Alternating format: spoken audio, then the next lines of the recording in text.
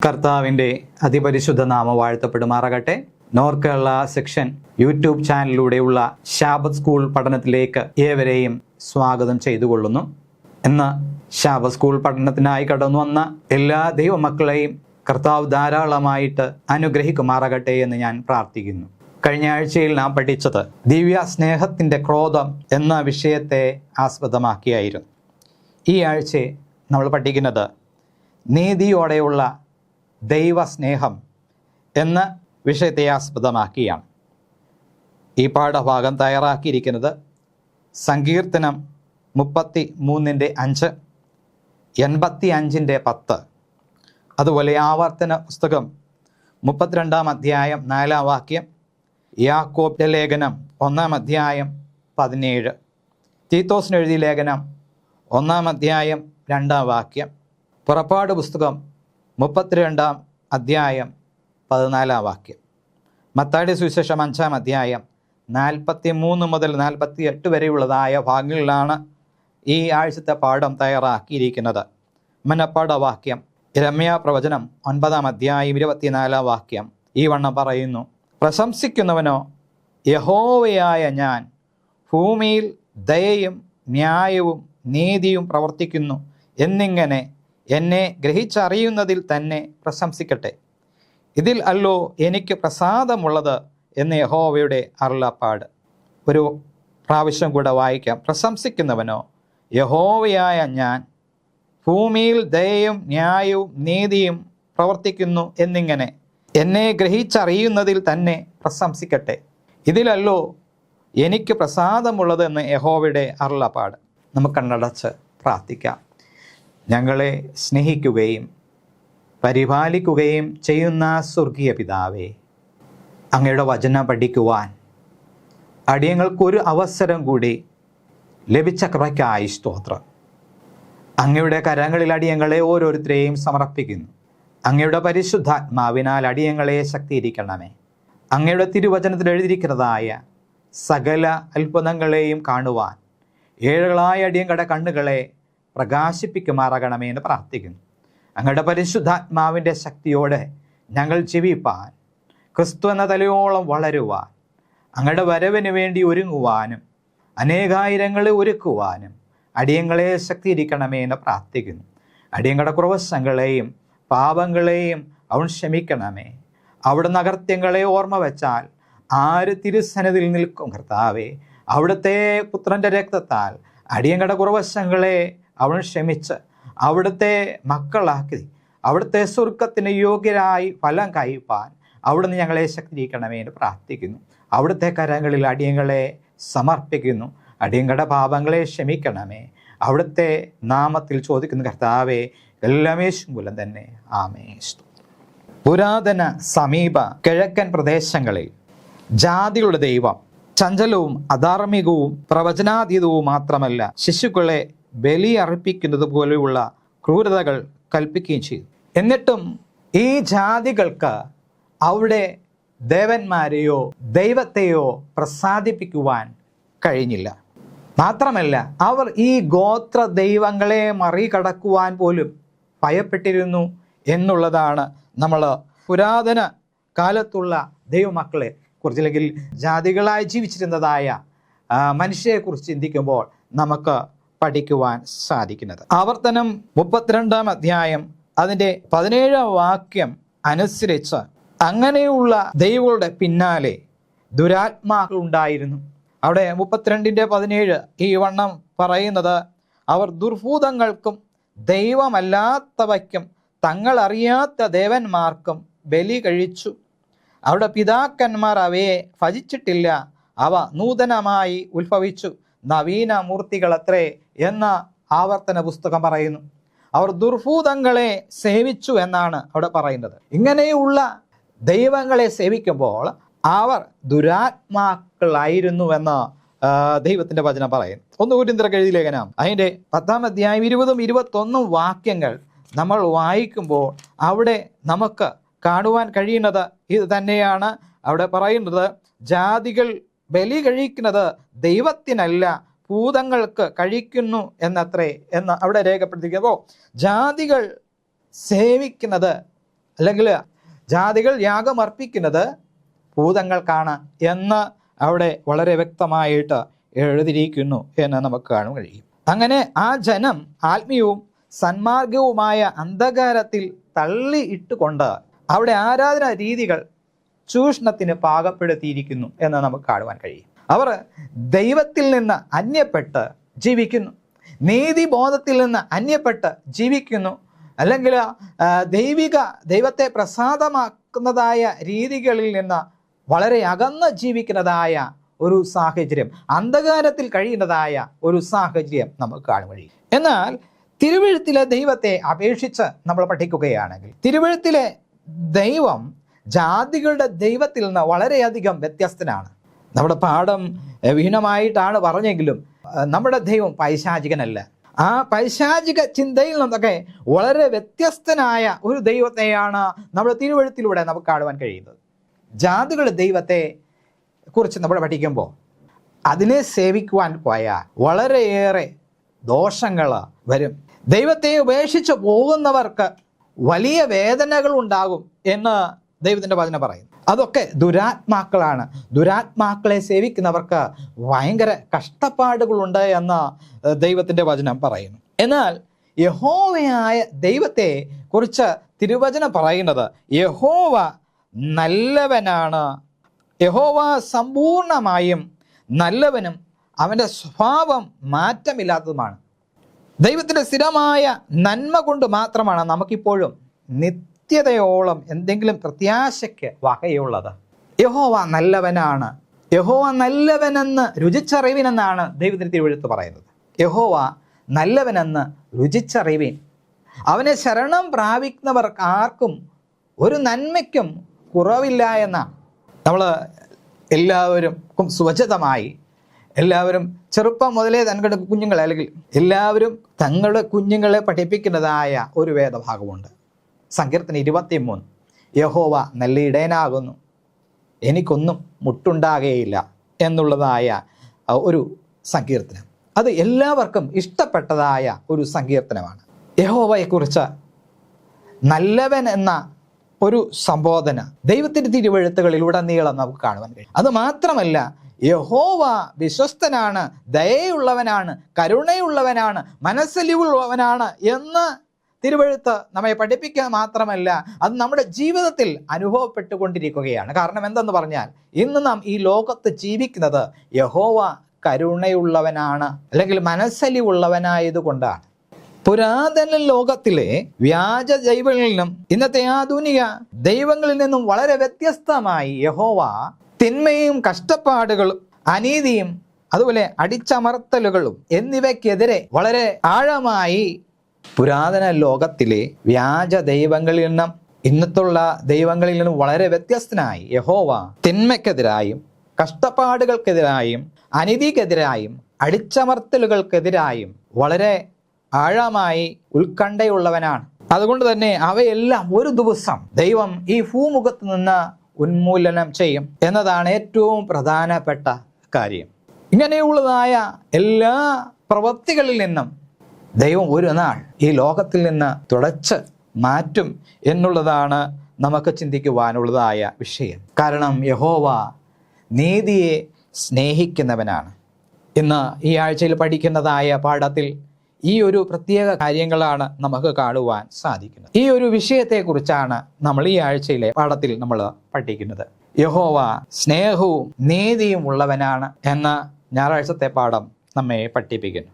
തിരുവെഴുത്തുകളുടെ നീളം നാം പരിശോധിക്കുമ്പോൾ സ്നേഹവും നീതിയും ഒരുമിച്ച് പോകുന്നത് നമുക്ക് കാണാൻ കഴിയും. എവിടെ സ്നേഹമുണ്ടോ അവിടെ നീതിയുമുണ്ട്. നീതിയെയും സ്നേഹത്തെയും തമ്മിൽ വേർപിരിക്കുവാൻ നമുക്ക് സാധിക്കുകയില്ല. യഥാർത്ഥ സ്നേഹം നീതി ആവശ്യപ്പെടും. നീതിയിൽ നിന്ന് ഉയർന്നു വരുന്നതാണ് സ്നേഹം. യഥാർത്ഥ നീതി സ്നേഹത്തിൽ നിന്നാണ് വരുന്നത് എന്ന് നമുക്ക് അറിയുവാൻ കഴിയും. ഈ രണ്ട് വീക്ഷണങ്ങളെ ഒരുമിച്ച് ചിന്തിക്കുന്നത് നമുക്ക് പരിചിതമായിട്ടുള്ള കാര്യമല്ല. അതിന് കാരണം മാനവകുലം സ്നേഹവും നീതിയിൽ നിന്ന് വളരെ അകലെ മാറിയിരിക്കുന്നതായ ഒരു സാഹചര്യമാണ് നമുക്കിന്ന് കാണുവാൻ സാധിക്കുന്നത്. സങ്കീർത്തനം 33 അതിൻ്റെ 5-ാം വാക്യം നാം അവിടെ വായിക്കുമ്പോൾ അവിടെ ഈ വണ്ണം പറഞ്ഞിരിക്കുന്നു, അവൻ നീതിയും ന്യായവും ഇഷ്ടപ്പെടുന്നു, യഹോവയുടെ ദയ കൊണ്ട് ഭൂമി നിറഞ്ഞിരിക്കുന്നു.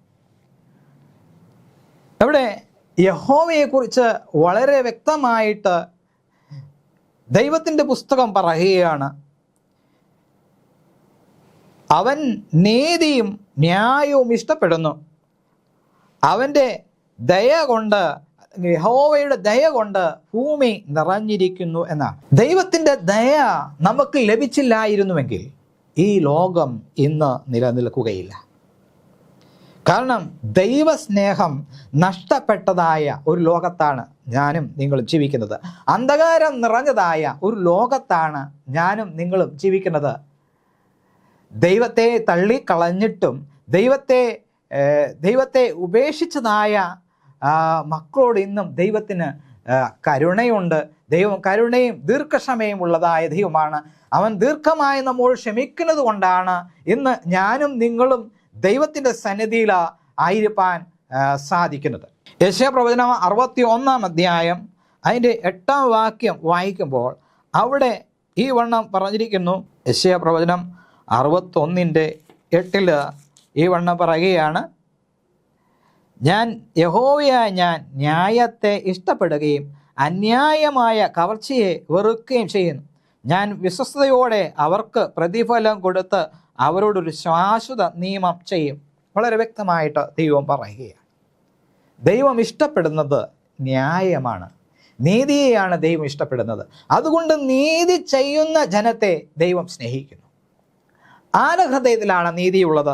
എങ്ങനെയുള്ള ജനത്തിനാണ് നീതിയുള്ളത് എന്ന് ദൈവത്തിൻ്റെ വചനം വളരെ സ്പഷ്ടമായി പറയുന്നുണ്ട്. യെശയ്യാപ്രവചനം 51 അതിൻ്റെ 7-ാം വാക്യം നാം വായിക്കുമ്പോൾ, നീതിയെ അറിയുന്നവരും ഹൃദയത്തിൽ എൻ്റെ ന്യായപ്രമാണം ഉള്ള ജനവും ആയുള്ളവരെ എൻ്റെ വാക്ക് കേൾപ്പീൻ. അവിടെ നീതിയെ അറിയുന്ന ജനം എന്ന് പറയുന്നത് ദൈവത്തിൻ്റെ വചനം പ്രമാണിക്കുന്നവരാണ്, ദൈവകൽപ്പന അനുസരിക്കുന്നവരാണ് എന്ന് ദൈവത്തിൻ്റെ വചനം വളരെ വ്യക്തമായിട്ട് പറയുകയാണ്. അങ്ങനെയുള്ള ജനം ഈ ഭൂമിയിലുണ്ട് എങ്കിൽ തീർച്ചയായും ദൈവത്തിൻ്റെ ദയ കൊണ്ട് ഈ ഭൂമി നിറയും.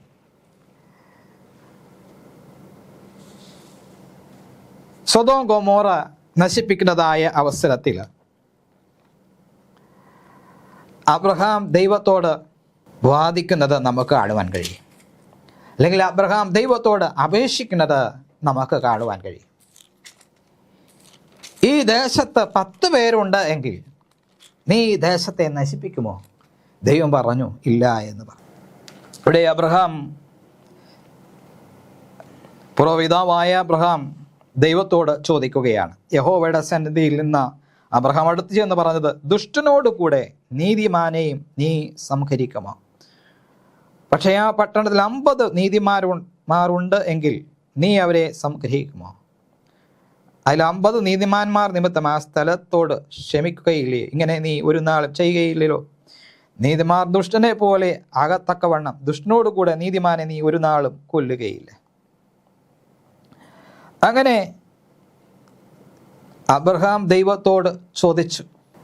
ദൈവം പറഞ്ഞു, 10 പേരുടെ ദേശത്തെ നശിപ്പിക്കുകയില്ല എന്ന് ദൈവം പറയുകയാണ്. അപ്പോൾ ദൈവം ഒരു ദേശത്തേക്ക് നശിപ്പിക്കുവാൻ തക്കവണ്ണം അടുക്കുമ്പോൾ അവിടെ 10 നീതിമാന്മാരുണ്ട്. ദൈവത്തിൻ്റെ വചനം പ്രമാണിക്ക് 10 നീതിമാന്മാരുണ്ടെങ്കിൽ ദൈവം ആ ദേശത്തെ നശിപ്പിക്കുകയില്ല എന്ന് അബ്രഹാമിനോട് ദൈവം പറയുകയാണ്. പ്രിയമുള്ള ദൈവമക്കളെ, ദൈവം ന്യായത്തെ മറിച്ചു കളയുന്നവനല്ല, നീതിമാന്മാരുടെ നീരിന് മറഞ്ഞിരിക്കുന്നവനല്ല. യഹോവയായ ദൈവം തന്നെ സ്നേഹിക്കുന്ന തൻ്റെ ഭക്തന്മാരെ തക്ക സമയത്ത് വിടുവിക്കുവാൻ തക്കവണ്ണം കാതോർത്തിരിക്കുന്നവനാണ്, കണ്ണു നട്ടിരിക്കുന്നവനാണ് എന്ന് ദൈവത്തിൻ്റെ വചനം വളരെ വ്യക്തമായിട്ട് നമ്മെ പഠിപ്പിക്കുന്നു. ദൈവം നീതിയുള്ളവനാണ്, സ്നേഹമുള്ളവനാണ്. നാം ചെയ്യുന്ന പാപത്തിനൊത്തവണ്ണം നമ്മോട് ദൈവം പെരുമാറുന്നില്ല, നമ്മെ ദൈവം വിധിക്കുന്നില്ല. കാരണം ദൈവം സ്നേഹമുള്ളവനാണ്. നാം നമ്മുടെ പാപത്തെ ദൈവത്തോട് ഏറ്റു പറയുമ്പോൾ അത് ദൈവം ക്ഷമിക്കും, ധാരാളമായി ക്ഷമിക്കും. നമ്മുടെ അനേക ലംഘനങ്ങളെ ദൈവം മായ്ച്ചു കളയും. കാരണം അവൻ നീതിയെ സ്നേഹിക്കുന്ന ദൈവമാണ് എന്ന് ദൈവത്തിൻ്റെ വചനം വളരെ വ്യക്തമായിട്ട് പറയുന്നു. സ്നേഹവും നീതിയും തമ്മിൽ കോർത്തിണക്കിയിരിക്കുകയാണ്. അതിനെ തമ്മിൽ വേർപിരിക്കുവാൻ ആർക്കും കഴിയില്ല. അത്രമാത്രം ശക്തമായി കോർത്തിണക്കപ്പെട്ടിരിക്കുന്നതായ ഒരു വാക്കുകളാണ് സ്നേഹവും നീതിയും. സങ്കീർത്തനം 85:10 നാം വായിക്കുമ്പോൾ, സങ്കീർത്തനം 85:10 നാം വായിക്കുമ്പോൾ അവിടെ നമുക്ക് കാണുവാൻ സാധിക്കുന്നത് ഈ വണ്ണമാണ്: ദയയും വിശ്വസ്തയും തമ്മിൽ എതിരേറ്റിരിക്കുന്നു, നീതിയും സമാധാനവും തമ്മിൽ ചുംബിച്ചിരിക്കുന്നു. അങ്ങനെ നീതിയെ ഇഷ്ടപ്പെടുന്ന ഒരു ദൈവമാണ് നമുക്കുള്ളത്. നീതിയെ ഇഷ്ടപ്പെടുന്നതായ ഒരു ദൈവമാണ് നമ്മുടെ ദൈവം. അനീതിയെ വെറുക്കുന്ന ദൈവം ഇന്ന് കാണുന്നതായ കള്ളത്തുലാസുകൾ പാവപ്പെട്ടവരും വിധവമാരോടും അതുപോലെ പീഡിപ്പിക്കപ്പെടുന്നതായ ജനത്തിനെതിരെയുള്ളതായ ചൂഷണം ചെയ്യുന്നവരോടുള്ളതായ മനോഭാവങ്ങൾ, ഇതൊന്നും ദൈവത്തിന് പ്രസാദമല്ല. മനുഷ്യർ അനേക തിന്മകളും അനീതികളും ചെയ്യുമെങ്കിലും ഭൂമിയിൽ നിരന്തരവും ദയയും നീതിയും ന്യായവും പ്രവർത്തിക്കുന്നതാണ് ദൈവ ഇഷ്ടം എന്ന് നമുക്ക് കാണുവാൻ കഴിയും. അങ്ങനെ ബൈബിളിലുടനീളം ദൈവത്തോട് വിശ്വസ്തത പുലർത്തുന്നവർ ദൈവത്തിൻ്റെ ദിവ്യ ന്യായവിധിയെ പ്രതീക്ഷിക്കുന്നു എന്ന് നമുക്ക് കാണുവാൻ കഴിയും. ഈ ന്യായവും നീതിയും എന്ന് പറയുന്നത് തന്നെ ദൈവ സിംഹാസനത്തിൻ്റെ അടിസ്ഥാനമാണ്. അപ്പോൾ ദൈവത്തിൻ്റെ രാജ്യത്തിൻ്റെ അടിസ്ഥാനം സ്നേഹമാണ് എന്ന് നമുക്ക് കാണുവാൻ കഴിയും. അതുകൊണ്ടാണ് ദൈവം സ്നേഹത്തെ, അല്ലെങ്കിൽ ദൈവത്തിൻ്റെ തിരുവചനം വായിക്കുമ്പോൾ അത് മുഴുവനും ദൈവസ്നേഹത്തിൻ്റെ ഒരു പൂർത്തിമ ഭാവമാണ്, അല്ലെങ്കിൽ ദൈവസ്നേഹത്തെക്കുറിച്ചുള്ള ഒരു വിവരണമാണ് വിശുദ്ധ ഗ്രന്ഥം എന്ന് പറയുന്നത്. അതുപോലെ ദൈവസ്നേഹത്തിൽ നാം ചെയ്യേണ്ടതായ കാര്യങ്ങളാണ് 10 കൽപ്പനയിൽ നമ്മൾ കാണുന്നത്. നിന്റെ ദൈവമായ കർത്താവിനെ പൂർണ്ണ ഹൃദയത്തോടും പൂർണ്ണ മനസ്സോടും പൂർണ്ണ ശക്തിയോടും പൂർണ്ണ ആത്മാവോടും കൂടെ സ്നേഹിക്കണം, നിന്റെ കൂട്ടുകാരനെ നിന്നെ പോലെ തന്നെ സ്നേഹിക്കണം എന്ന 2 കൽപ്പനയിൽ സകല കാര്യങ്ങളും അടങ്ങിയിരിക്കുന്നുവെന്ന് ദൈവം പറയുകയാണ്. അപ്പോൾ നീതിയും ന്യായവും ദൈവത്തിൻ്റെ സിംഹാസനത്തിൻ്റെ അടിസ്ഥാനമാണ്. ഈ നീതിയും ന്യായവും ദൈവത്തിൻ്റെ കൽപ്പനയിലൂടെ നമുക്ക് കാണുവാൻ കഴിയുന്നത്. നിന്റെ കൽപ്പനയൊക്കെയും നീതിയും ന്യായവും നല്ലതുമാണ് എന്നാണ് ദൈവത്തിൻ്റെ വചനം പറയുന്നത്. അപ്പോൾ ദൈവ കൽപ്പന അനുസരിച്ച് നാം ജീവിക്കുന്നുവെങ്കിൽ നമ്മൾ നീതിയോടും ന്യായത്തോടും കൂടെ ഈ ലോകത്തിൽ ജീവിക്കും. അങ്ങനെ ദൈവ ഹൃദയപ്രകാരം ജീവിക്കുന്നുവെങ്കിൽ നേരത്തെ പറഞ്ഞതുപോലെ ഇന്ന് ക്രിസ്തുയേശുവിലുള്ളവർക്ക് ഒരു ശിക്ഷാവിധിയുമില്ല എന്ന് പറയുവാൻ നമുക്ക്. കാരണം അവർ ദൈവത്തിൻ്റെ ആത്മാവിനാൽ ജീവിക്കുന്നത് കൊണ്ട്, ആത്മാവ് അവരെ ദൈവത്തിൻ്റെ വചനപ്രകാരം നയിക്കുന്നത് കൊണ്ടും അവർക്ക് പാപമില്ല. പാപമില്ല എങ്കിൽ ശിക്ഷയില്ല. അതാണ് അവിടെ പറഞ്ഞതിൻ്റെ പ്രതിപാദ്യ വിഷയം. നമ്മൾ തെറ്റ് ചെയ്യുന്നുവെങ്കിൽ ന്യായാധിപ സംഘത്തിന് മുമ്പാകെ നിൽക്കേണ്ടി വരും. ദൈവത്തിൻ്റെ വചനം പറയുന്നത് അവനവൻ ശരീരത്തിലിരിക്കുമ്പോൾ ചെയ്യുന്നതൊക്കെയും ക്രിസ്തുവിൻ്റെ ന്യായാസനത്തിന് മുമ്പാകെ കണക്ക് ബോധിപ്പിക്കേണ്ടി വരും. ലോകത്ത് ജീവിക്കുമ്പോൾ ദൈവം സ്നേഹവും നീതിയും ഉള്ളവനായതുകൊണ്ട് നമ്മളും നമ്മുടെ ദൈവത്തെ പോലെ സ്നേഹവും നീതിയും അന്വേഷിക്കുന്നവരായിരിക്കണം, പിൻപറ്റുന്നവരായിരിക്കണം. ദൈവം ഇതാണ് മനുഷ്യരിൽ നിന്ന് ആഗ്രഹിക്കുന്നത്. മീഖ പ്രവചനം 6-ാം അധ്യായം അതിൻ്റെ 8-ാം വാക്യം നമ്മളവിടെ വായിക്കുമ്പോൾ അവിടെ നമുക്ക് കാണുവാൻ കഴിയുന്നത്, മനുഷ്യൻ നല്ലത് എന്തെന്ന് അവൻ നിനക്ക് കാണിച്ചു തന്നിരിക്കുന്നു, ന്യായം പ്രവർത്തിപ്പാനും ദയാതൽപരനായിരിക്കാനും നിന്റെ ദൈവത്തിൻ്റെ സന്നിധിയിൽ താഴ്മയോടെ നടപ്പാനുമല്ലാതെ എന്താകുന്നു യഹോവ നിന്നോട് ചോദിക്കുന്നത്. അപ്പോൾ മനുഷ്യനോട് ദൈവം ചോദിക്കുന്ന, മനുഷ്യനിൽ ദൈവം ആഗ്രഹിക്കുന്ന, പ്രതീക്ഷിക്കുന്ന 3 കാര്യങ്ങളെക്കുറിച്ച് ഇവിടെ പറയുകയാണ്. എങ്ങനെ അവൻ ദൈവത്തെ പ്രസാദിപ്പിക്കുന്നവനായി തീരും? അവിടെ ദൈവം പറയുകയാണ്, ഇതാണ് മനുഷ്യനിൽ നിന്ന് ദൈവം ആഗ്രഹിക്കുന്നത്. ന്യായമായി നടക്കുക, നീതിയോടെ നടക്കുക, ദൈവകൽപ്പന പ്രകാരം ജീവിക്കുക. ഇതാണ് ദൈവം മനുഷ്യനിൽ നിന്ന് ആഗ്രഹിക്കുന്നത്. ദയതൽപരനായിരിക്കുക. നിന്റെ കൂട്ടുകാരനോട്, നിന്റെ അയൽവക്കക്കാരനോട് ദയ ഉള്ളവനായി ജീവിക്കുക. അതുമാത്രമല്ല, താഴ്മയുള്ളവനായി ദൈവത്തോട് കൂടെ നടക്കുക. ദൈവത്തിൻ്റെ വചനം നാം പഠിക്കുമ്പോൾ അനേക ദൈവമക്കൾ ദൈവത്തോട് കൂടെ നടന്നു എന്ന് നമുക്ക് കാണാൻ കഴിയും. ഹാനോക്ക് ദൈവത്തോട് കൂടെ നടന്നതിനാൽ അവനെ കാണാതെയായി, അല്ലെങ്കിൽ അവൻ എടുക്കപ്പെട്ടു എന്ന് നമുക്ക് കാണാൻ കഴിയും. അങ്ങനെ ദൈവത്തോട് കൂടെ നടക്കുന്ന അനേക ദൈവമക്കളെ കുറിച്ച് ദൈവത്തെ തിരുവെഴുത്ത് നമ്മെ പഠിപ്പിക്കുന്നു. അവർക്ക് ലഭിച്ചതായ അനുഗ്രഹങ്ങളെക്കുറിച്ചും അവിടെ വ്യക്തമായിട്ട് പറയുകയാണ്. അപ്പം ദൈവം നമ്മിൽ നിന്ന് ആഗ്രഹിക്കുന്ന ഇതാണ്: ന്യായം പ്രവർത്തിക്കുക, ദയതൽപരനായിരിക്കുക, താഴ്മയുള്ളവനായി ദൈവത്തോടു കൂടെ നടക്കുക. ഇതാണ് ദൈവം നമ്മിൽ നിന്ന് ആഗ്രഹിക്കുന്നത്. പ്രയാസങ്ങളും പ്രതികൂലങ്ങളും വരുമ്പോൾ സ്വയമായി പ്രതികാരം ചെയ്യാതെ ദൈവത്തോട് നിലവിളിക്കുന്നവരായി മൗനമായി യഹോവ പ്രതികരിക്കുന്നത് നോക്കി മൗനമായിരിക്കുക. ദൈവത്തിൻ്റെ വചനം പറയുന്നത്, ഞാൻ യഹോവയെന്ന് അറിഞ്ഞ് നിങ്ങൾ മൗനമായിരിക്കാനാണ് ദൈവം പറയുന്നത്. അപ്പോൾ നിങ്ങളാലാവോളം എല്ലാവരോടും സമാധാനമുള്ളവരായിരിക്കുവാൻ ദൈവം നമ്മോട് ആഹ്വാനം ചെയ്യുന്നു.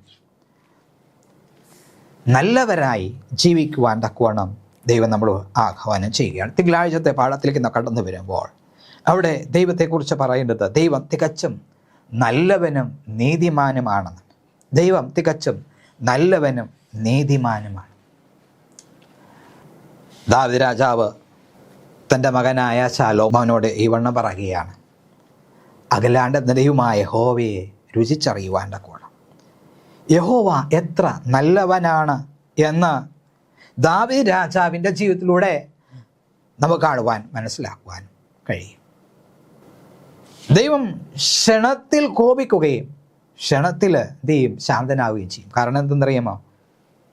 മനുഷ്യൻ്റെ പ്രവൃത്തിയെല്ലാം നോക്കുന്നതായ സമയത്ത്, നമ്മുടെ പ്രവൃത്തിയെല്ലാം നോക്കുന്നതായ സമയത്ത് ദൈവത്തിന് കോപം വന്നുകൊണ്ടിരിക്കും. പക്ഷേ അവരുടെ ബലഹീനതയെക്കുറിച്ചും അവരുടെ അന്തരേന്ദ്രിയങ്ങളുടെ ചിന്തയെക്കുറിച്ചും ദൈവം കണ്ടിട്ട് ദൈവം അവരോട് കരുണ കാണിക്കും എന്ന് നമുക്ക് കാണുവാൻ സാധിക്കും.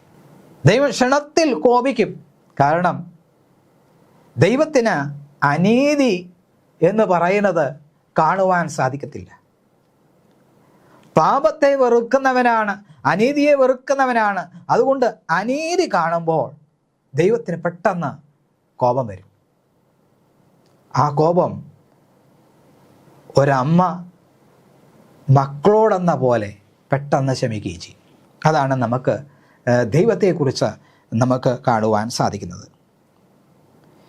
സ്നേഹിക്കുവാനും ന്യായം പ്രവർത്തിക്കുവാനും ദൈവം മനുഷ്യരെ വെറുതെ വിളിക്കുന്നില്ല. ദൈവത്തിൻ്റെ സവിശേഷതകളെ കുറിച്ച് നമ്മൾ പഠിക്കുമ്പോൾ ദൈവം തന്നെ സമ്പൂർണമായി വിശ്വസ്തനും വിശുദ്ധനും സ്നേഹമുള്ളവനും നീതിയുള്ളവനുമാണ്. തിരുവെഴുത്തുകൾ ഈ ഒരു കാര്യമാണ് നമ്മളെ പഠിപ്പിക്കുന്നത്. ദൈവത്തെക്കുറിച്ച് പഠിക്കുമ്പോൾ ദൈവം എല്ലായ്പ്പോഴും സ്നേഹമുള്ളവനാണ്, നീതിയുള്ളതും ന്യായമുള്ളതും ചെയ്യുന്നു. യഹോവയിൽ നമുക്ക് ഒരു തെറ്റ് പോലും കാണുവാൻ കഴിയില്ല. കർത്താവായ യേശു ക്രിസ്തുവിനെ കുറിച്ച് പഠിക്കുമ്പോൾ അവനിൽ കളങ്കമില്ലായിരുന്നുവെന്നാണ് നമ്മൾ. ശരീരം കൊണ്ട് സ്വന്തം സഹോദരങ്ങളെ പോലെ തന്നെയായിരുന്നുവെങ്കിലും പാവമൊഴിച്ച് സകലത്തിലും അവൻ മനുഷ്യരെ പോലെ തന്നെയായിരുന്നു. നീതികേട് ഒന്നും കണ്ടെത്തിയില്ല. അവനിൽ ഒരു തെറ്റുപോലും കണ്ടെത്തുവാൻ കഴിഞ്ഞില്ല. പീലാത്തോസ് ഈ വണ്ണം ന്യായാധിപ സംഘത്തിൻ്റെ നടുവിൽ നിന്ന് പറയുകയാണ്, ഇവനിൽ ഞാൻ കുറ്റമൊന്നും കാണുന്നില്ല, ഇവനിൽ കുറ്റമൊന്നും ഞാൻ കാണുന്നില്ല. അപ്പോൾ ദൈവത്തിൽ നമുക്ക് കാണുവാൻ കഴിയുന്നത് ഒരു ദോഷവും നമുക്ക് കാണുവാൻ സാധിക്കില്ല. ദൈവത്തിൽ നമുക്ക് ഒരു ദോഷവും കാണുവാൻ സാധിക്കുന്നില്ല. അവൻ ഒരു തെറ്റും ഒരിക്കലും ചെയ്യുകയില്ല എന്നാണ് ദൈവത്തിൻ്റെ വചനം പറയുന്നത്. ആവർത്തന പുസ്തകം 32-ാം അധ്യായം അതിൻ്റെ 4-ാം വാക്യം വായിക്കുമ്പോൾ അവിടെ ഈ വണ്ണം പറയുന്നു: അവൻ പാറ, അവൻ്റെ പ്രവൃത്തി അത്യുത്തമം, അവൻ്റെ വഴികളൊക്കെയും ന്യായം, അവൻ വിശ്വസ്തയുള്ള ദൈവം, വ്യാജമില്ലാത്തവൻ, നീതിയും നേരുമുള്ളവൻ തന്നെ എന്ന്. ഈ പാറ എന്ന് ഇവിടെ പറഞ്ഞിരിക്കുന്നത് ആശ്രയിക്കുവാൻ കൊള്ളാവുന്നവനായതുകൊണ്ടാണ്. അവൻ പറയുന്ന വാക്കുകൾക്ക് ഭേദം വരികയില്ല. എൻ്റെ വായിൽ നിന്ന് പുറപ്പെടുന്നതിന് ഭേദം വരുത്തുകയില്ല എന്നാണ് ദൈവം പറയുന്നത്. ദൈവത്തിൻ്റെ വാക്കിന് യാതൊരു വ്യത്യാസവും ഉണ്ടാകുകയില്ല. വള്ളി പുള്ളി വ്യത്യാസം വരികയില്ല എന്ന് ദൈവം പറയുന്നത്. ദൈവം മാറ്റമില്ലാത്തവനാണ്. താൻ കൽപ്പിച്ചതിന് മാറ്റം വരുത്തുകയില്ല എന്ന ദൈവത്തെക്കുറിച്ച് പറഞ്ഞിരിക്കുന്നു. സങ്കീർത്തനം 92:15 നാം വായിക്കുമ്പോൾ: യഹോവ നേരുള്ളവൻ, അവനെൻ്റെ പാറ, അവനിൽ നീതി കേടില്ല എന്ന് കാണിക്കേണ്ടതിന് തന്നെ എന്ന് രേഖപ്പെടുത്തിയിരിക്കുന്നു. ഇവിടെ ദൈവം മാറ്റമില്ലാത്തവനാണ്. അവൻ നമുക്ക് ആശ്രയിക്കുവാൻ കഴിയുന്ന ഒരു ദൈവമാണ്. യെശയ്യാ പ്രവചനം 26-ാം അധ്യായം 4-ാം വാക്യം നാം വായിക്കുമ്പോൾ അവിടെ യഹോവയാം യാഹിൽ ശാശ്വതമായൊരു പാറ ഉള്ളതിനാൽ യഹോവയിൽ എന്നേക്കും ആശ്രയിപ്പിൻ. അപ്പോൾ നമുക്ക് ആശ്രയിക്കുവാൻ കഴിയുന്നതായ ഒരു ദൈവമാണ് യഹോവ എന്ന് പറയുന്നത്. യഹോവയുടെ വാക്കിന് ഭേദം വരികയില്ല. യഹോവയുടെ വിശ്വസതയ്ക്ക് മാറ്റം വരികയില്ല. വാക്കുമാറാത്തതായ ഒരു ദൈവത്തെക്കുറിച്ച് നമുക്കിവിടെ കാണുവാൻ കഴിയും. നീതിയിൽ പ്രസാദിക്കുന്ന ദൈവം, ആ ദൈവത്തെക്കുറിച്ച് ആണ് നമ്മളിന്ന് പഠിച്ചുകൊണ്ട് ഇരിക്കുന്നത്. ദൈവം നീതിമാനും സ്നേഹിക്കുന്നവനുമാകുന്നു. ഇങ്ങനെയുള്ള ദൈവത്തെക്കുറിച്ച്, ഈ യഹോവയായ ദൈവത്തെക്കുറിച്ച് അനേക വേദവാക്യങ്ങൾ യഹോവയെക്കുറിച്ച് ഈ വണ്ണം നമ്മളോട് പറയുകയാണ്. ഞാൻ അതെല്ലാം വായിക്കുവാൻ ഞാൻ ആഗ്രഹിക്കുന്നില്ല. ഈ വാക്യങ്ങളെല്ലാം നമ്മെ പഠിപ്പിക്കുന്ന യഹോവയിൽ നീതികേടില്ല. അവൻ നീതിയെ ഇഷ്ടപ്പെടുന്നു, ആ നീതിയെ സ്നേഹിക്കുന്നു. അതുകൊണ്ട് തന്നെ നമുക്ക് ദൈവത്തിൽ ആശ്രയിക്കാം. അവന് ഒരു പാറയായി, ഒരു ദുർഗമായി നമുക്ക് അനുഭവപ്പെടുമെന്നുള്ളതാണ് ദൈവത്തിൻ്റെ വചനം നമ്മെ പഠിപ്പിക്കുന്നത്. ദൈവം എല്ലാവർക്കും നന്മ വരണമെന്ന് ചിന്തിക്കുന്നവനാണ്. അതുകൊണ്ട് തന്നെയാണ് നമ്മെ ഓരോരുത്തരെയും ഈ ലോകത്തിൽ നമ്മെ ആക്കിയിരിക്കുന്നത്. നമ്മുടെ കൈകളിൽ അനേക തെറ്റുകളുണ്ടെങ്കിലും ദൈവം അത് കണക്കിലെടുക്കാതെ തൻ്റെ പുത്രൻ്റെ യാഗത്തിൽ പ്രസാദിച്ചതുകൊണ്ട് നമ്മുടെ അനേകമായിട്ടുള്ള ലംഘനങ്ങളെ ദൈവം മായ്ച്ചു കളയുന്നു. അതുകൊണ്ടാണ് സങ്കീർത്തനക്കാരൻ പറയുന്നത്: ലംഘനം ക്ഷമിച്ചും പാപം മറച്ചും കിട്ടിയവൻ ഭാഗ്യവാൻ, യഹോവ കണക്കിടാതെ ആത്മാവിൽ കപടമില്ലാതിരിക്കുന്ന മനുഷ്യൻ ഭാഗ്യവാനെന്ന് എഴുതിയിരിക്കുന്നത്. നമ്മുടെ അനേകമായ ലംഘനങ്ങളെ കർത്താവ് ക്രിസ്തുവിൽ നമ്മോട് ക്ഷമിച്ചു എന്ന് നമുക്ക് കാണുവാൻ കഴിയും. അതുകൊണ്ട് തന്നെ മനുഷ്യന് നല്ലത് വരണമെന്ന് ചിന്തിച്ചുകൊണ്ടാണ് ദൈവം ദീർഘക്ഷമ കാണിക്കുന്നത്. ഇന്നല്ലെങ്കിൽ നാളെ എൻ്റെ മകൻ തിരിച്ചു വരും, അവൻ നല്ലവനായി കാണുവാൻ ദൈവം ആഗ്രഹിക്കുന്നു. അതുകൊണ്ട് ദൈവം എല്ലാവർക്കും മേത്തരമായതാണ് ദൈവം ഒരുക്കുന്നത്. അതിനുവേണ്ടി ദൈവം നിരന്തരം പ്രവർത്തിച്ചു കൊണ്ടിരിക്കുന്നു. ഓരോ ഹൃദയത്തോടും ദൈവം സംസാരിച്ചു കൊണ്ടിരിക്കുന്നു. സങ്കീർത്തനം 9-ാം അധ്യായം, സങ്കീർത്തനം 9-7-8 വാക്യങ്ങൾ നാം വായിക്കുമ്പോൾ ഈ വണ്ണം പറഞ്ഞിരിക്കുന്നു. സങ്കീർത്തനം 9-7-8 വാക്യങ്ങൾ ഈ വണ്ണം പറഞ്ഞിരിക്കുന്നു: എന്നാൽ യഹോവ എന്നേക്കും വാഴുന്നു, ന്യായവിധിക്ക് അവൻ സിംഹാസനം ഒരുക്കിയിരിക്കുന്നു. അവൻ ലോകത്തെ നീതിയോടും വിധിക്കും, ജാതികൾക്ക് നേരോടെ ന്യായപാലനം ചെയ്യും. ഇന്ന് നമുക്ക് അറിയാം, ഇന്ന് ലോകത്തിൽ പലർക്കും ശരിയായിട്ടുള്ളതായ ന്യായവിധി ലഭിക്കുന്നില്ല. പലപ്പോഴും നിരപരാധികൾ ശിക്ഷിക്കപ്പെടുന്നതായ ഒരു ലോകത്താണ് നാം ജീവിക്കുന്നത്. എന്നാൽ ഒരു നീതിമാനായ ന്യായാധിപൻ മാത്രമേ ഉള്ളൂ. അതാണ് യഹോവയായ ദൈവം എന്ന് നമുക്ക് കാണുവാൻ കഴിയും. ദൈവം വെളിച്ചമാണ്, അവനിൽ ഇരുട്ട് ഒട്ടുമില്ല, അവൻ നീതിയോടുകൂടെ ന്യായം വിധിക്കും എന്ന് നമുക്ക് ദൈവത്തിൻ്റെ തിരുവഴുത്തിൽ നമുക്ക് കാണുവാൻ കഴിയും. കർത്താവായ ദൈവത്തിൻ്റെ സന്നിധിയിൽ നിഷ്കളങ്കതയോട് നമുക്ക് കടന്നു ചെല്ലുമ്പോൾ ദൈവം നമ്മളെ സ്വീകരിക്കും. ഇവിടെ പ്രത്യേകിച്ച് നമുക്ക് മോശയുടെ ജീവിതത്തിലേക്ക് കടന്നു വരുമ്പോൾ ദൈവത്തോട് മോശ ഒരു അപേക്ഷ ചെയ്തു, നിന്റെ തേജസ് എനിക്ക് കാണിച്ചു തരണമേ. ദൈവത്തിന് ഞാൻ എൻ്റെ മഹിമയൊക്കെയും നിന്റെ മുമ്പാകെ കടക്കുവാൻ ഇടയാക്കുമെന്ന് മറുപടി പറഞ്ഞു. മോശ ദൈവത്തെക്കുറിച്ച് ഈ വണ്ണം പറയുന്നത്, യഹോവയായ ദൈവം ദയയും വിശ്വസ്തയും ദീർഘക്ഷമയും ഉള്ളവനെന്ന പറയുവാൻ തക്കവണ്ണം ഇടയായി തീർന്നു. കാരണം ദൈവത്തോടു കൂടെ മോശയ്ക്ക് നടക്കുവാൻ സാധിച്ചു. ദൈവത്തെ മുഖാമുഖമായി കണ്ട് ദൈവത്തിൻ്റെ സ്നേഹം എന്താണെന്നും ദൈവത്തിൻ്റെ വിശ്വസ്തത എന്താണെന്നും രുചിച്ചറിയുവാൻ തക്കവണ്ണം മോശയ്ക്ക് കഴിഞ്ഞു എന്നുള്ളതാണ് നമുക്ക് തിരുവചനം പഠിക്കുമ്പോൾ മനസ്സിലാക്കുന്നത്.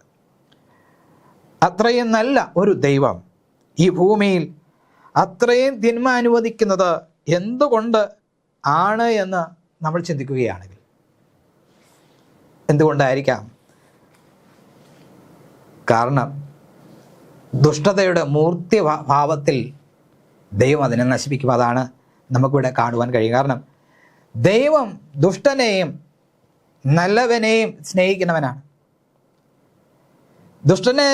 ദുഷ്ടത ചെയ്യുവാൻ ദൈവം അനുവദിക്കുന്നത് തന്നെ അവൻ്റെ മാനസാന്തരത്തെ പ്രതീക്ഷിച്ചുകൊണ്ട് തന്നെയാണ് ദൈവം ചിന്തിക്കുന്നത്. ദുഷ്ടൻ തൻ്റെ ദുഷ്ടത വിട്ടു തിരിയുന്നത് ദൈവം ശ്രദ്ധിച്ചു കൊണ്ടിരിക്കുക. കാരണം എന്താണെന്ന് അറിയാമോ? ദൈവത്തിന് വേണമെങ്കിൽ ദുഷ്ടനെ അന്നേരം തന്നെ നശിപ്പിക്കാം. അങ്ങനെ നശിപ്പിച്ചാൽ ദൈവത്തിൻ്റെ ഒരു സൃഷ്ടിയാണ് നശിക്കുന്നത്. ദൈവത്തിന് അത് ഇഷ്ടമില്ല. മറിച്ച് എല്ലാവരും മാനസാന്തരപ്പെടുവാൻ ദൈവം ആഗ്രഹിക്കും. അതുകൊണ്ടാണ് ദുഷ്ടനെ വരെ ദൈവം എന്ത് ചെയ്യുന്നത്? ദുഷ്ടത പ്രവർത്തിക്കുവാൻ അനുവദിക്കുന്നത്. കാരണം അവൻ്റെ മാനസാന്തരം ദൈവത്തിൻ്റെ ആഗ്രഹമാണ്. ചിലർ താമസിക്കുന്നത് വിചാരിക്കുന്നത് പോലെ കർത്താവ് തൻ്റെ വരവ് താമസിപ്പിക്കുന്നില്ല. എല്ലാവരും മാനസാന്തരപ്പെടുവാൻ ഇച്ഛിച്ചുകൊണ്ട് അവൻ ദീർഘക്ഷമ കാണിക്കുന്നു. അപ്പോൾ ഈ ഒരു ദുഷ്ടത ഭൂമിയിൽ വളരണമെന്നും അല്ല ദൈവം ആഗ്രഹിക്കുന്നത്. ആ ദുഷ്ടനും കൂടെ നീതിയിലേക്ക് കടന്നു വരുവാൻ തക്കവണ്ണം ദൈവം ആഗ്രഹിക്കുന്നു. അത് ഈ ഒരു ഭാഗം നമുക്ക് മനസ്സിലാക്കുവാൻ കഴിയുന്നത് ദൈവം അത്രമാത്രം മനസ്സലിവുള്ളവനാണ്, നീതി ഉള്ളവനാണ് എന്ന് ആണ് നമുക്കവിടെ മനസ്സിലാക്കുവാൻ സാധിക്കുന്നത്. ചൊവ്വാഴ്ചത്തെ പാഠത്തിലേക്ക് നാം കടന്നു വരുമ്പോൾ ദൈവത്തിൻ്റെ മാറ്റമില്ലാത്ത സ്വഭാവത്തെക്കുറിച്ച് നമ്മൾ പഠിക്കുന്നു. മലാക്കി പ്രവചനം 3-ാം അധ്യായം 6-ാം വാക്യം നാം വായിക്കുമ്പോൾ ഈ വണ്ണം പറയുന്നു, യഹോവയായ ഞാൻ മാറാത്തവൻ, അതുകൊണ്ട് യാക്കോബിൻ്റെ പുത്രന്മാരെ നിങ്ങൾ മുടിഞ്ഞു പോകാതിരിക്കുന്നു. വളരെ ശ്രദ്ധേയമായ ഒരു വാക്യമാണ് നമ്മൾ വായിക്കുന്നത്. ഇന്ന് ജീവിക്കുന്നവരാരും മുടിഞ്ഞു പോകുന്നില്ല. കാരണം യഹോവ മാറാത്തവനാണ്. അവൻ തൻ്റെ പൂർവ്വപിതാക്കന്മാർക്ക് കൊടുത്തതായ വാഗ്ദത്തം നിവർത്തിക്കും. നമ്മെ വിളിച്ചവൻ വിശ്വസ്തനാണ് എന്ന ദൈവത്തിൻ്റെ വചനം ഈ ഒരു പ്രത്യേക വാക്യത്തിലൂടെ പ്രതിധ്വനിക്കുന്നു. ഇസ്രായേൽ മക്കൾ അല്ലെങ്കിൽ ഇസ്രായേൽ മക്കൾ പൂർവ്വപിതാക്കന്മാരായ അബ്രഹാമിനും ഇസഹാക്കിനും യാക്കോബിനും കൊടുത്തതായ ആ നിയമത്തെ ഓർത്തുകൊണ്ട് ഇസ്രായേൽ മക്കളോട് ദൈവം ക്ഷമിക്കുന്നു എന്ന് നമുക്കിവിടെ കാണുവാൻ കഴിയും. അതുകൊണ്ടാണ് ഇസ്രായേൽ മക്കൾ എന്ത് ചെയ്യുന്നു? മുടിഞ്ഞു പോകാത്തത് എന്ന് അവിടെ എഴുതിയിരിക്കുന്നത് നമുക്ക് കാണുവാൻ കഴിയും. കാരണം ദൈവം വാഗ്ദത്തങ്ങളിൽ വിശ്വസ്തനാണ്. അതുപോലെ തന്നെ നമുക്ക് കാണുവാൻ കഴിയുന്നത് ദൈവം ഇങ്ങനെ ഒരു വാഗ്ദത്തം നൽകിയിട്ടുണ്ട് എങ്കിൽ, ഉടമ്പടി നൽകിയിട്ടുണ്ടെങ്കിൽ ആ ഉടമ്പടിക്ക് വ്യത്യാസം വരുത്തിയാൽ ദൈവം എന്ത് ചെയ്യുമെന്നറിയാമോ? ആ ഒരു ഭാഗത്തിന് ചില മങ്ങലേൽക്കുവാൻ സാധിക്കും. അല്ലെങ്കിൽ നമ്മളോട് ചെയ്തതായ ഉടമ്പടിയിൽ നിന്ന് ചിലപ്പോൾ ദൈവം എന്ത് ചെയ്യും? പിന്മാറുന്നതായിട്ട് നമുക്ക് കാണുവാൻ കഴിയും. ഒരു രീതിയിലും ഇവിടെ നമ്മൾ പഠിക്കുന്നത് ചില വാക്യത്തിൻ്റെ ഈ ഭാഗം വായിക്കുകയും എന്ത് തന്നെയായിരുന്നാലും ദൈവം ഒരു രീതിയിൽ മാറുകയില്ല എന്ന് അർത്ഥമാവുകയും ചെയ്യുമ്പോൾ ദൈവത്തിൻ്റെ മാറ്റമില്ലായ്മ ഇവിടെ ഉറപ്പിച്ച് കാണിക്കുന്നത് ദൈവത്തിൻ്റെ സാൻമാർഗിക മാറ്റമില്ലായ്മയാണ് എന്ന വാക്യത്തിൻ്റെ ശേഷിച്ച ഭാഗവും അതിൻ്റെ ഉടനടിയുള്ള പശ്ചാത്തലവും കാണിക്കും. ദൈവം അപേക്ഷികമായി മാറിയേക്കാം എന്ന് വാക്യത്തിൻ്റെ ബാക്കി ഭാഗം സൂചിപ്പിക്കുന്നു. കാരണം ദൈവം ഇങ്ങനെ പറയുന്നു, അതുകൊണ്ട് യാക്കോബിൻ്റെ പുത്രന്മാരെ നിങ്ങൾ മുടിഞ്ഞു പോകാതിരിക്കുന്നു. അടുത്ത വാക്യം, ദൈവം തൻ്റെ ജനത്തോട് എൻ്റെ അടുക്കിലേക്ക് മടങ്ങി വരുവി, ഞാൻ നിങ്ങളുടെ അടുക്കിലേക്ക് മടങ്ങി വരുമെന്ന് പറഞ്ഞു. അപ്പം ഇവിടെ ഈ വാക്യത്തിൽ നമുക്ക് കാണുവാൻ കഴിയും, നമ്മൾ ദൈവത്തിൻ്റെ അടുക്കിലേക്ക് ചെല്ലുമ്പോൾ ദൈവം നമ്മുടെ അടുക്കിലേക്ക് കടന്നു വരും.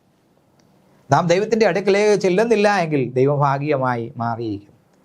ഇന്ന് ലോകത്തിൽ കാണുന്നത് ഇത് തന്നെയാണ്. പലരും പറയും, എത്ര പ്രാർത്ഥിച്ചാലും ദൈവം കേൾക്കത്തില്ല. കഴിഞ്ഞ ഒരു മാസക്കാലം ഞാൻ പ്രാർത്ഥിച്ചു കൊണ്ടിരിക്കുകയാണ്.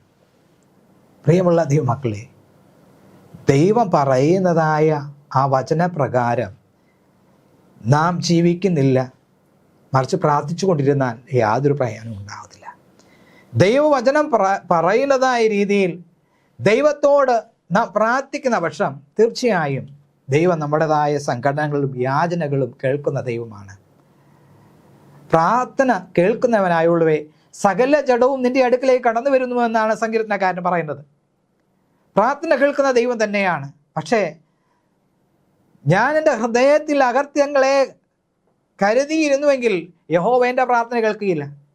അപ്പോൾ എൻ്റെ ഹൃദയത്തിൽ അകത്യം ഞാൻ കരുതിയിട്ടുണ്ടെങ്കിൽ യഹോവ എൻ്റെ പ്രാർത്ഥന കേൾക്കുകയില്ല. അപ്പോൾ അതുകൊണ്ടാണ് നാം എത്രമാത്രം പ്രാർത്ഥിച്ചാലും ദൈവം കേൾക്കാതെ വരുന്നത്. അപ്പോൾ ദൈവം നമ്മളോട് ചെയ്തതായ ആ വചനപ്രകാരം നാം ദൈവത്തോട് അടുത്ത് ചെല്ലണം. നമുക്കെങ്ങനെയാണ് ദൈവത്തോട് അടുത്ത് ചെല്ലുവാൻ കഴിയുന്നത്? വേറൊരു വഴിയിലൂടെയല്ല, ദൈവവചനം പ്രമാണിക്കുന്നതിലൂടെയാണ്. ദൈവം പറഞ്ഞിരിക്കുന്നതായ വചനം പ്രമാണിച്ച് അനുഷ്ഠിച്ചു വേണം നാം പ്രാർത്ഥനയോടുകൂടെ ദൈവത്തിൻ്റെ അടുക്കൽ. ഈ വചനം വായിക്കാതെ നമുക്ക് വിശ്വാസം ഉണ്ടാകത്തില്ല. വിശ്വാസം കൂടാതെ ദൈവത്തെ നമുക്ക് പ്രസാദിപ്പിക്കുവാൻ കഴിയില്ല. അപ്പോൾ ഒരുവന് ദൈവത്തെ കൂടുതലായി ദൈവത്തിൻ്റെ അടുക്കലേക്ക് കടന്നു വരണമെങ്കിൽ അവൻ ദൈവത്തിൻ്റെ വചനം ധ്യാനിച്ച് പ്രാർത്ഥിക്കുന്നവനായിരിക്കണം. മാത്രമല്ല അവൻ്റെ ജീവിതത്തെ അവൻ വായിക്കുന്ന വചനത്തിനനുസരിച്ച് ക്രമീകരിക്കുന്നവനായിരിക്കണം. യേശുവിൻ്റെ കരങ്ങളിൽ അവൻ തന്നെ താഴ്ത്തി സമർപ്പിക്കുന്നവനാണ് എങ്കിൽ തീർച്ചയായും ദൈവത്തോട് അടുത്ത് ചെല്ലുവാൻ അവന് സാധിക്കും. ദൈവസ്നേഹത്തിൽ വസിക്കുവാൻ അവന് സാധിക്കും. ദൈവത്തിൻ്റെ കൽപ്പനകൾ അനുസരിച്ച് ജീവിക്കുവാൻ അവന് സാധിക്കും. ദൈവത്തിൻ്റെ പരിശുദ്ധാത്മാവിനെ പ്രാപിക്കുവാൻ അവന് സാധിക്കും. മറിച്ച് ദൈവത്തിൻ്റെ വചനം പ്രമാണിക്കാതെ ജീവിച്ചാൽ അവന് ഒരു വഴിയിലും എത്തുവാൻ കഴിയില്ല, ഒരു ലക്ഷ്യത്തിലും എത്തുവാൻ കഴിയില്ല. നിങ്ങൾ എന്നെ സ്നേഹിക്കുന്നുവെങ്കിൽ എൻ്റെ കൽപ്പനകളെ കാത്തുകൊള്ളും, എന്നാൽ ഞാൻ പിതാവിനോട് ചോദിക്കും, സത്യത്തിൻ്റെ ആത്മാവെന്ന മറ്റൊരു കാര്യസ്ഥനെ എന്നേക്കും നിങ്ങളോട് കൂടെ ഇരിക്കേണ്ടതിന് അവൻ നൽകും. നമ്മൾ ദൈവത്തിൻ്റെ വചനം പ്രമാണിക്കുമ്പോഴാണ് ആത്മാവ് നമ്മിൽ വരുന്നത്. ദൈവത്തിൻ്റെ ആത്മാവില്ല എങ്കിൽ ദൈവത്തിന് അനുകൂലമായി ജീവിക്കുവാനോ ദൈവത്തിനോട് അടുത്ത് ചെല്ലുവാനോ നമുക്ക് സാധിക്കത്തില്ല. നമ്മുടെ പ്രാർത്ഥന തന്നെ ഉയരത്തിലെത്തുന്നത് ദൈവത്തിൻ്റെ പരിശുദ്ധാത്മാവ് നമുക്ക് വേണ്ടി പക്ഷപാതം ചെയ്യുന്നത് കൊണ്ടാണ്. നമ്മൾ പ്രാർത്ഥിക്കുമ്പോൾ നമുക്ക് വേണ്ടി ഉച്ചരിച്ചുകൂടാത്ത ഞെരുക്കങ്ങളാൽ നമുക്ക് വേണ്ടി ദൈവത്തിൻ്റെ പരിശുദ്ധാത്മാവ് പക്ഷപാതം ചെയ്യുന്നു. അതാണ് നമുക്ക് കാണുവാൻ കഴിയുന്നത്. അപ്പോൾ അതുകൊണ്ടാണ് ദൈവം പറയുന്നത്, നീ വെള്ളത്താലും ആത്മാവിനാലും സ്നാനം ചെയ്യുന്നില്ല എങ്കിൽ, അല്ലെങ്കിൽ വെള്ളത്താലും ആത്മാവിനാലും നീ ജനിക്കുന്നില്ല എങ്കിൽ സ്വർഗരാജ്യം നിനക്ക് കാണുവാൻ കഴിയില്ല. അപ്പോൾ നമുക്ക് എന്ത് വേണം? നമ്മൾ ആത്മാവിനാലും ജനിക്കണം. ദൈവത്തിൻ്റെ പരിശുദ്ധാത്മാവുള്ളവരായി ജീവിക്കണം. അതാണ് ദൈവത്തിൻ്റെ വചനം നമ്മളോട് പറയുന്നത്. ദൈവത്തിൻ്റെ ആത്മാവുണ്ടെങ്കിൽ മാത്രമേ ദൈവത്തിൻ്റെ വചനപ്രകാരം നമുക്ക് ജീവിക്കുവാൻ കഴിയും.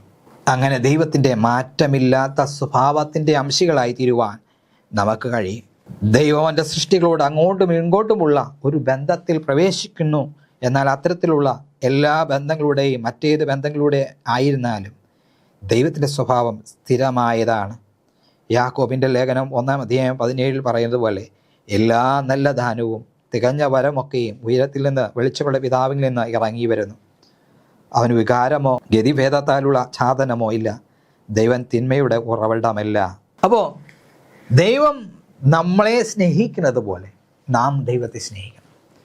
നാം ദൈവത്തോട് അടുത്ത് ചെല്ലുമ്പോൾ ദൈവം നമുക്ക് അടുത്ത് വരും. യഹോവ സമീപസ്ഥനായിരിക്കുമ്പോൾ യഹോവയോട് വിളിച്ചപേക്ഷിക്കണം. അപ്പോൾ ദൈവത്തിന് ഇഷ്ടമുള്ളത്, ദൈവത്തിന് പ്രസാദകരമായുള്ള കാര്യം ചെയ്തിട്ട് വേണം നാം ദൈവത്തോട് വിളിക്കാൻ. ദൈവം മാറ്റമില്ലാത്തവനാണ്. എന്ന് വരികിലും നാം ദൈവത്തിൻ്റെ വചനം പ്രമാണിക്കുന്നില്ല, പാപം ചെയ്തുകൊണ്ട് ജീവിച്ചാൽ ദൈവം നമ്മിൽ നിന്ന് അകന്നു പോകും. അവൻ്റെ വാഗ്ദത്തിൽ നിന്ന് അവൻ മാറിക്കളയും എന്ന് നമുക്ക് കാണുവാൻ കഴിയും. ഇവിടെ ദൈവം അപേക്ഷികമായി മാറിയേക്കാമെന്നാണ് പാഠം നമ്മളെ പഠിപ്പിക്കുന്നത്. ഇവിടെ നമുക്ക് ശരിയായിട്ട് നമ്മളിപ്പോൾ ചിന്തിക്കുകയാണെങ്കിൽ ചില സന്ദർഭങ്ങളിൽ നമ്മൾ പഠിക്കുമ്പോൾ ദൈവം വാഗ്ദത്തങ്ങളിൽ വിശ്വസ്തനാണ്. ദൈവം പല വാഗ്ദത്തങ്ങൾ തിരുവചനത്തിലൂടെ നമുക്ക് നൽകിയിട്ടുണ്ട്. പക്ഷേ നമ്മളിൽ ഈ തിരുവചനത്തിലെ വാഗ്ദത്തങ്ങൾ വിശ്വസിക്കുക മാത്രമല്ല, ദൈവത്തോട് അടുത്ത് ചെന്നാൽ മാത്രമേ നമുക്ക് ഈ വാഗ്ദത്തങ്ങൾ നമുക്ക് നിവൃത്തിയായി കാണുവാൻ കഴിയുള്ളൂ. 2 തീമോഥെയോസ് 2-ാം അധ്യായത്തിൻ്റെ 13-ാം വാക്യം നമ്മൾ വായിക്കുമ്പോൾ അവിടെ നാം അവിശ്വസ്തരായിരുന്നാലും അവൻ വിശ്വസ്തനായി പാർക്കുന്നു, തൻ്റെ സ്വഭാവം ത്യജിപ്പാൻ അവന് കഴിയുകയില്ലല്ലോ. ഈ വചനം വിശ്വാസയോഗ്യമാകുന്നു.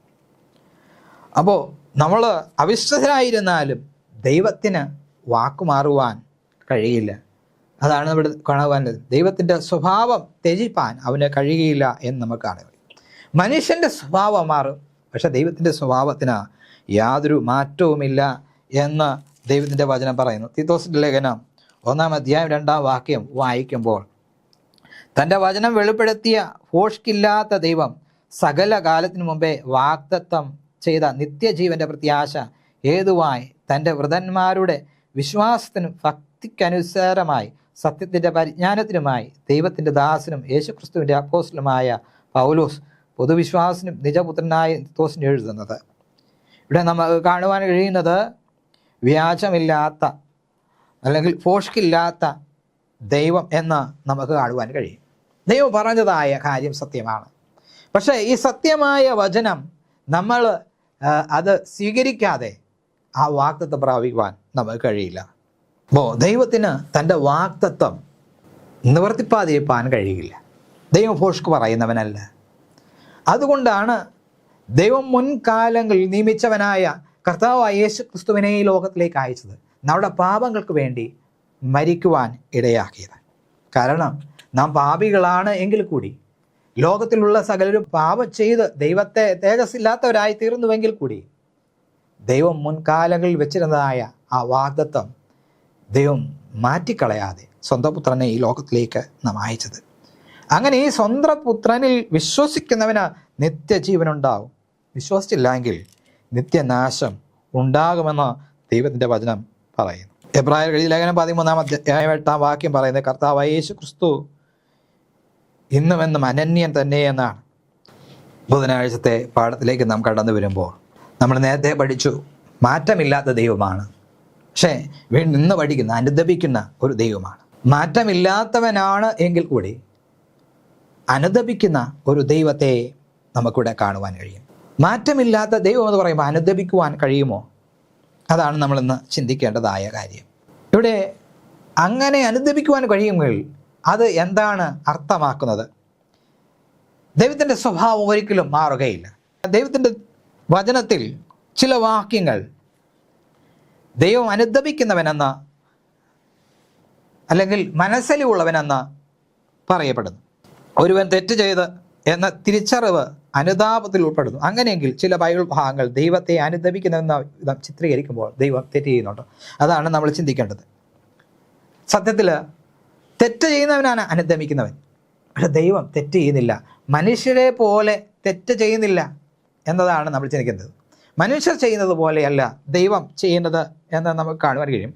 പുറപ്പാട് പുസ്തകം 32-ാം അധ്യായം അതിൻ്റെ 14-ാം വാക്യം വായിക്കുമ്പോൾ അവിടെ നമുക്ക് കാണുവാൻ കഴിയുന്നത്, അപ്പോൾ യഹോവ തൻ്റെ ജനത്തിന് വരുത്തും എന്ന് കൽപ്പിച്ച അനർത്ഥത്തെക്കുറിച്ച് അനുദപിക്കും എന്ന് ഇവിടെ കാണും. ഇരമ്യാവിൻ്റെ പ്രവചനം 18-ാം അധ്യായം 4 മുതൽ 10 വരെ വായിക്കുമ്പോൾ ഇത് തന്നെ നമുക്ക് ദൈവത്തിൻ്റെ മനസ്സലിവിനെ കുറിച്ച് നമുക്കവിടെ കാണുവാൻ കഴിയുന്നു.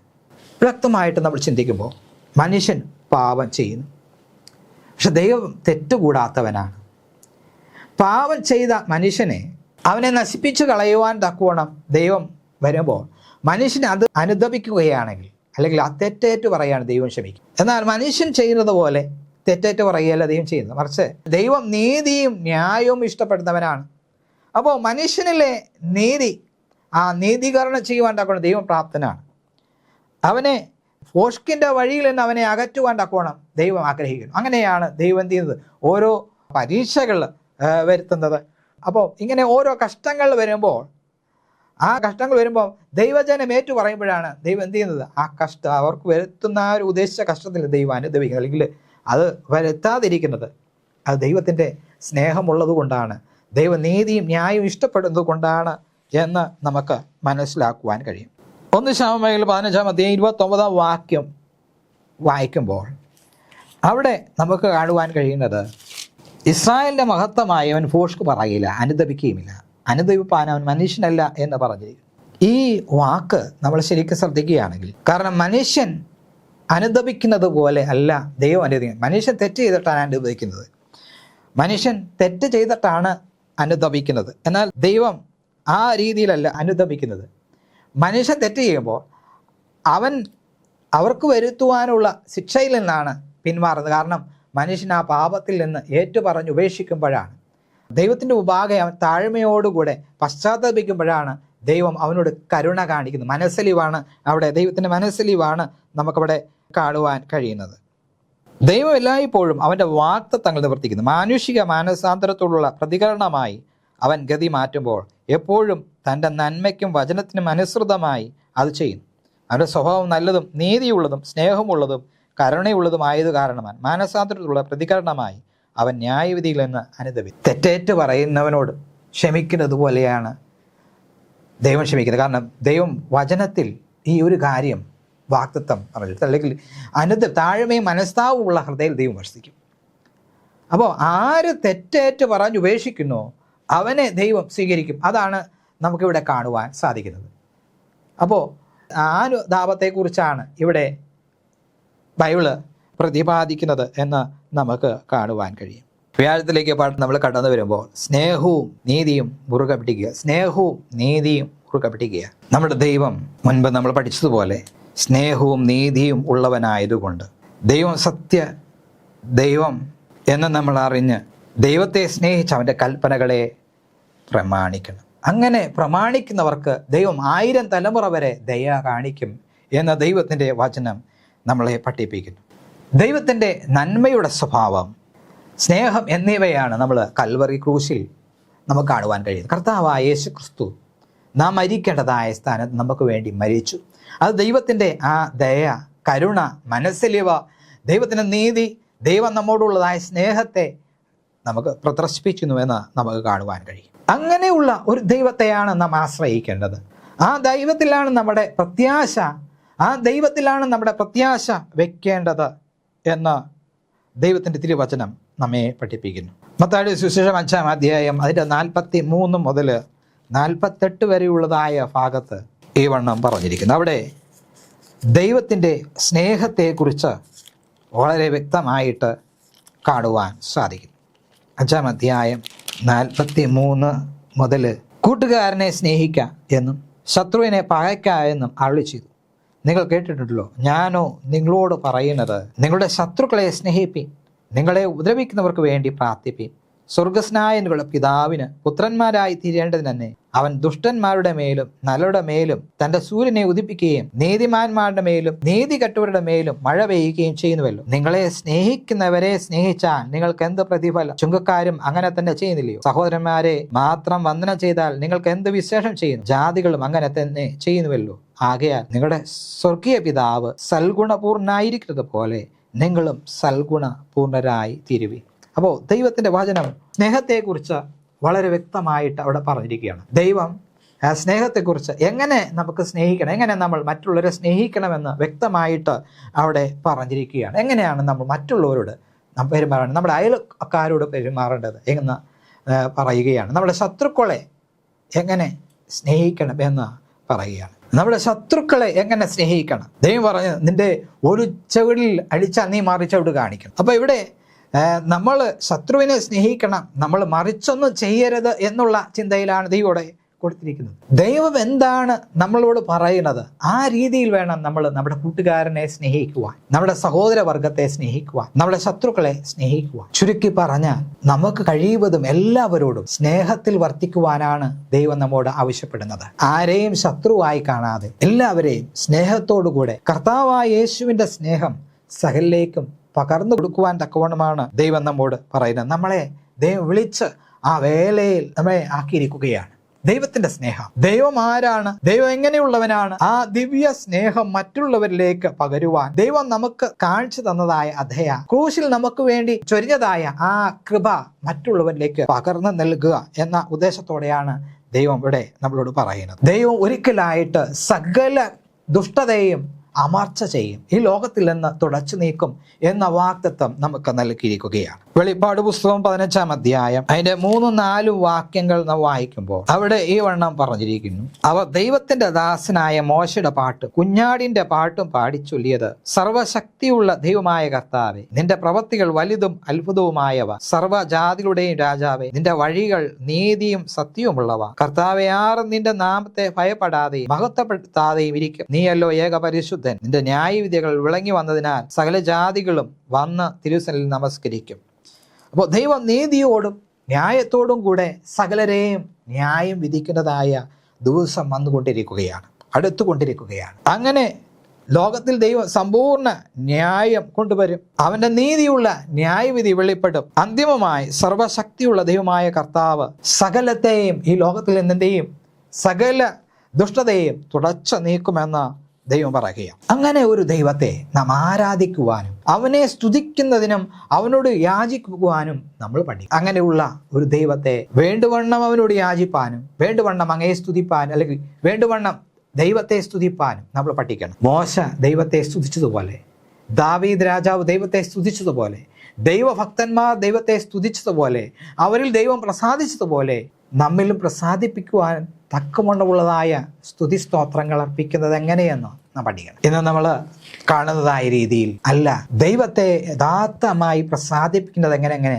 ദൈവത്തെ യഥാർത്ഥമായി പ്രസാദിപ്പിക്കുന്നത് എങ്ങനെയെന്ന് ദൈവത്തിന്റെ വചനം പറയുന്നുണ്ട്. അതേ രീതിയിൽ ദൈവത്തെ ആരാധിക്കുകയും സ്തുതിക്കുകയും ചെയ്യുന്ന ജനങ്ങളായി നാം തീരണം. വെള്ളിയാഴ്ചത്തെ ഭാഗത്തേക്ക് കടന്നു വരുമ്പോൾ അവിടെ കർത്തദാസിയായ എലൻ വൈറ്റ് ഈ വണ്ണം പറഞ്ഞു: ദൈവവചനം അവന്റെ സ്വഭാവത്തെ വെളിപ്പെടുത്തും, അവന്റെ അനന്തമായ സ്നേഹത്തെയും സഹതാപത്തെയും അവൻ തന്നെ പ്രഖ്യാപിച്ചിരിക്കുന്നു. നിന്റെ തേജസ് എനിക്ക് കാണിച്ചു തരണമേ എന്ന് മോശ അപേക്ഷിച്ചപ്പോൾ, ഞാൻ എൻ്റെ മഹിമ ഒക്കെയും നിന്റെ മുമ്പാകെ കടക്കുമാറാക്കും എന്ന് പറഞ്ഞു. ഇതാണ് എൻ്റെ തേജസ്. ദൈവം മോശയുടെ മുമ്പാകെ കടന്നു പോവുകയും ഇങ്ങനെ പ്രഖ്യാപിക്കുകയും ചെയ്തു: യഹോവയായ ദൈവം കരുണയും കൃപയുമുള്ളവൻ, ദീർഘക്ഷമയും മഹാദയയും വിശ്വസ്തയുമുള്ളവൻ, ആയിരത്തിന് ദയ പാലിക്കുന്നവൻ, അകൃത്യവും അതിക്രമവും പാപവും ക്ഷമിക്കുന്നവൻ. അവൻ ദീർഘക്ഷമയും മഹാദയയും ഉള്ളവൻ, കാരണം ദയയിലല്ലോ അവന് പ്രസാദമുള്ളത്. ആകാശത്തിലും ഭൂമിയിലുമുള്ള അസംഖ്യം ചിഹ്നങ്ങളാൽ ദൈവം നമ്മുടെ ഹൃദയങ്ങളെ അവനുമായി ബന്ധിപ്പിച്ചിരിക്കും. പ്രകൃതിയിലുള്ള വസ്തുക്കളിലും മനുഷ്യ മനസ്സിന് വേഗത്തിൽ മനസ്സിലാക്കുവാൻ കഴിയുന്ന സ്നേഹോഷ്മളമായ ലൗകിക ബന്ധങ്ങളുടെയും ദൈവം സ്വയം നമുക്ക് വെളിപ്പെടുത്തുവാൻ ശ്രമിച്ചു. എന്നാൽ അവയൊക്കെ തൻ്റെ സ്നേഹത്തിൻ്റെ അപൂർണമായ പ്രതീകങ്ങളത്രേ. ഈ തെളിവുകളൊക്കെ നൽകപ്പെട്ടിരിക്കുന്നുവെങ്കിലും നന്മയുടെ ശത്രു മനുഷ്യ മനസ്സുകളെ കുരുടാക്കുകയാൽ അവർ ദൈവത്തെ ഭയപ്പെടുകയും ദൈവം ക്ഷമിക്കാത്ത കഠിനെന്ന് കരുതുകയും ചെയ്തു. ദൈവത്തെ ഒരു കഠിന ന്യായാധിപനെന്ന വിധം മനുഷ്യർ ധരിക്കുവാൻ സാത്താൻ പ്രേരിപ്പിച്ചു. മനുഷ്യരുടെ തെറ്റുകളെ സൂക്ഷ്മ നിരീക്ഷണം നടത്തി ന്യായവിധി നടത്തുന്ന വ്യക്തിയായിട്ടാണ് അവൻ സ്രഷ്ടാവിനെ ചിത്രീകരിക്കുന്നത്. ഈ ഇരുണ്ട നിഴൽ നീക്കം ചെയ്ത ദൈവത്തിൻ്റെ അളവറ്റ സ്നേഹത്തെ വെളിപ്പെടുത്തുവാനാണ് യേശു മനുഷ്യരുടെയിൽ വസിക്കുവാൻ വന്നത്. അപ്പോൾ സാത്താൻ്റെ സകല തന്ത്രങ്ങളും മനസ്സിലാക്കി, അവൻ്റെ ദുഷ്ടതയെ മനസ്സിലാക്കി, സ്നേഹനിധിയായ ദൈവത്തെ പിൻപറ്റുവാൻ തക്കവണ്ണം നമുക്ക് ഒരുങ്ങാം. ദൈവത്തിൻ്റെ വചനപ്രകാരം നീതിയും ന്യായവും ഉള്ളവരായി നമുക്ക് അതുപോലെ ദയാതൽപരരായി നമുക്ക് ജീവിക്കാം. വലിയവനായ ദൈവം നമ്മെ ഓരോരുത്തരെയും അനുഗ്രഹിക്കുമാറാകട്ടെ. നമുക്ക് കണ്ണടച്ച് നമുക്ക് പ്രാർത്ഥിക്കാം. ഞങ്ങളെ സ്നേഹിക്കുകയും പരിപാലിക്കുകയും ചെയ്യുന്ന സ്വർഗീയ പിതാവേ, അങ്ങയുടെ കരങ്ങളിൽ അടിയങ്ങളെ ഓരോരുത്തരെയും സമർപ്പിക്കുന്നു.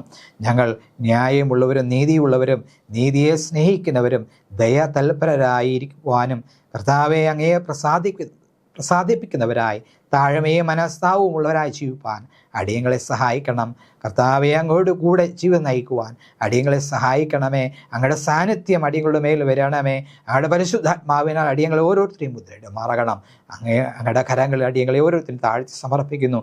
അങ്ങ് വരുമ്പോൾ അങ്ങയുടെ വിശുദ്ധന്മാർ കൂടി ആയിരിക്കാൻ ഞങ്ങളെ ഓരോരുത്തരും ബലപ്പെടുത്തണം. ഞങ്ങളുടെ കുറവശങ്ങളെ പാവങ്ങളെ ക്ഷമിക്കണം. യേശു മൂലം താഴ്മയായി ചോദിക്കുന്നു. കൃപയോടെ കേൾക്കണം പരിശുദ്ധ പിതാവേ. ആമേൻ. എല്ലാവരെയും ദൈവം അനുഗ്രഹിക്കുമാറാകട്ടെ.